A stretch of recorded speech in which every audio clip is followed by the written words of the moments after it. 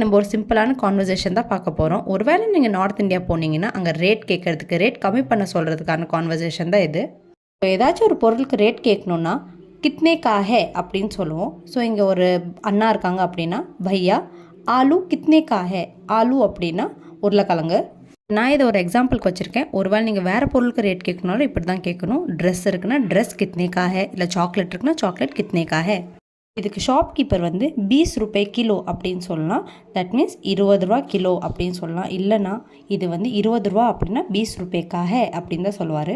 இல்லை 20 அப்படின்னா 20 ரூபா. இந்த ரேட் அண்ட் நம்பர்ஸ் இதுக்கு ஆல்ரெடி ஒரு வீடியோ போட்டிருக்க, செக் பண்ணிக்கோங்க.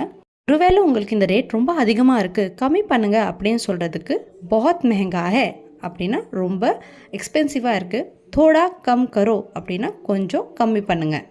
இல்லைனா நீங்கள் தோடா கம் கரோ அப்படின்னு சொன்னால் கூட புரிஞ்சுக்குவாங்க. அதுக்கு ஷாப்கீப்பர் சலோ 10 ரூபாய் கிலோ லேலோ, இல்லைனா 10 ரூபாய்க்கு எடுத்துக்கோங்க அப்படின்னு சொல்கிறதுக்கு 10 ரூபாய்க்கே லேலோ. இதில் லேலோ அப்படின்னா எடுத்துக்கோங்க. இதுக்கு நம்ம சரி கொடுங்க அப்படின்னு சொல்கிறதுக்கு டீக் ஹே தேதோ. தேதோ அப்படின்னா கொடுங்க. தண்ணி பாட்டில் எவ்வளோ, இது எப்படி ஹிந்தியில் கேட்போன்னு கமெண்ட் பண்ணுங்கள்.